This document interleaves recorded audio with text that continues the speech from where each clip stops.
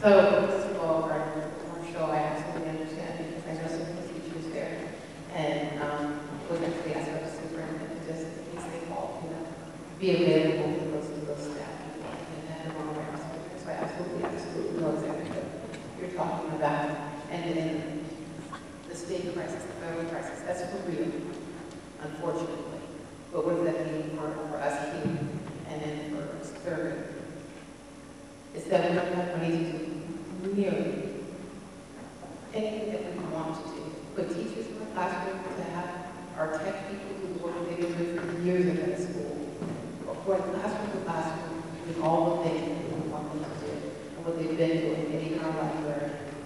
I know we're absolutely working on what I just said. It's really going around to the homeowners because the Southeast Center has the largest homeowner base in the city. And saying, the school is part of your community. This school is in your community. This is actually your school too, not just the students that go there, the teachers that teach there, or the librarians. This is part of your community as well. And be a part of it, contribute to it. These folks that work with these kids for years, and we want them to stay and really be a part of this community.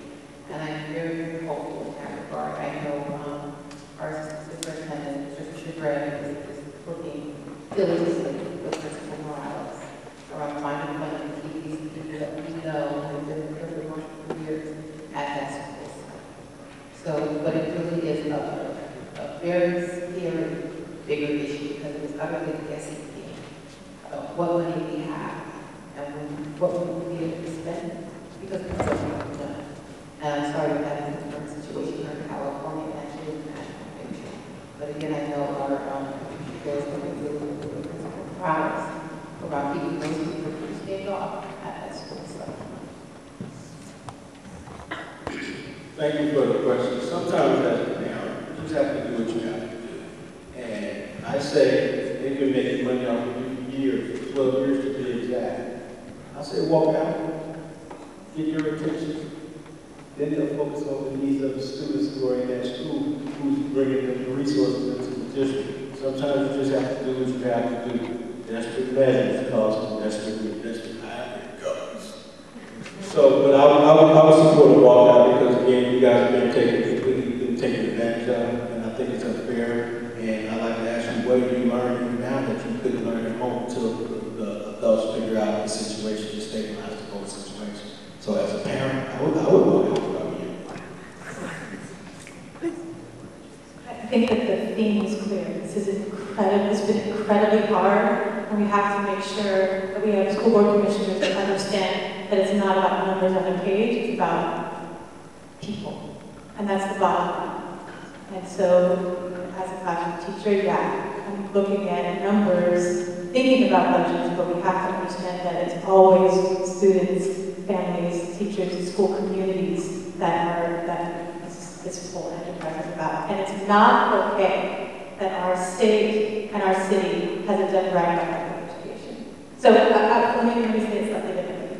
Our state has made it incredibly hard for us to get it right here. And we have to continue to work together here to make the hard decisions to address the inequality and inadequacy at the state level. One of the things that I've looked a lot at is the state could provide a block grant to our city and to our school sites such that we don't have to have all this complexity handed down to us, but that we can really own our decisions at the school site and district level. So that's something I'm really interested in, and we'll keep working hard to make sure it happens here, because it is about people, not numbers. Well, it certainly is about people, and it burns me up because this is your time, and your time is going to pass, and you wouldn't have gotten what you deserve. And what I'm proposing is, we all know the state is shortchanging the district, and there's lawsuits, and we all hope that they're going to prevail, and we'll get the money we need. And in the meantime, the district is getting most of its money from federal grants, federal money. But what I propose, as part of my platform, is I would like to see more private partnerships, more private development. That's not being done. It's a very popular thing now. There's a lot of great companies, technological, financial. It would be great PR for them to come in and give resources, whether money or skilled resources, provide programs for the district. Over this weekend, I was at an event called Reset San Francisco, and I met two amazing high school seniors from Fremont who had the same problem we're having here. And they were instrumental in a larger effort. They weren't going to put up with it. They were losing their art program and their music program. And then together, through a collaboration of communities and parents and outreach to different private businesses, they raised $4 million. And they helped restore a lot of the programs that wouldn't have been able to be restored if they waited until the state came through. So yes, we want the state to fulfill its obligations to give us the money we deserve, but in the meantime, we need a short-term solution to defray all these programs that we so desperately want you to have now. It's obvious that any one of us who's elected to the board would look at the people, not the numbers on a piece of paper, and thank goodness what you describe it so well. I would also want you to be going to Sacramento because you're a very articulate spokesperson and a very passionate spokesperson, and that's one of the things that we need to do. It is a crime against children, what is happening now in our state. I actually lived through this horrible Prop 13, which has to be undone. I will be a fighter for that. One of the reasons I want to run for the board is because I've had so much experience raising dollars for kids. Over the time I've been fighting for kids in our city, there's been about $1 billion that has gone into the public coffers for children as a result of the work that I have done. I want to be on the Board of Education so I can continue that. I want to be in Sacramento where we're fighting a lawsuit that we're going to win. And we'll all be able to go, and I think there'll be a new receptivity to changing our funding formulas. I want to make sure that city government gives us every dime that we need. I want our city departments to be doing more for our schools, or health department, or social service department.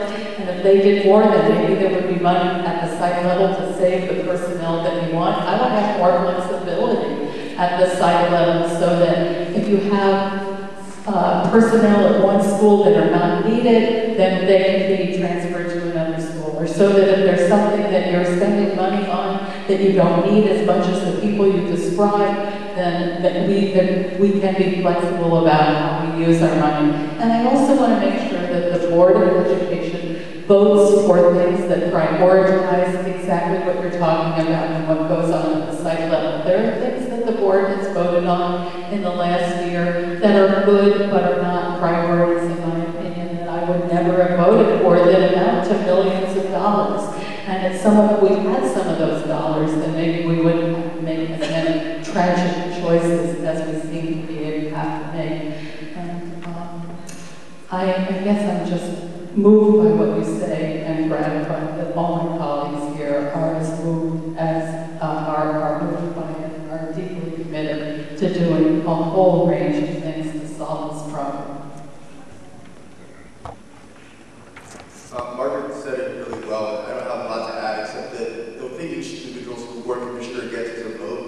You sort of have to live with whether you vote for something or not. And I don't see voting in any way to cut schools where kids are having a tough time and where there are certain programs. But at the end of the day, you have to cast a vote based on what books have to say, what the impacts are going to be. And if you don't like it, you can always vote no.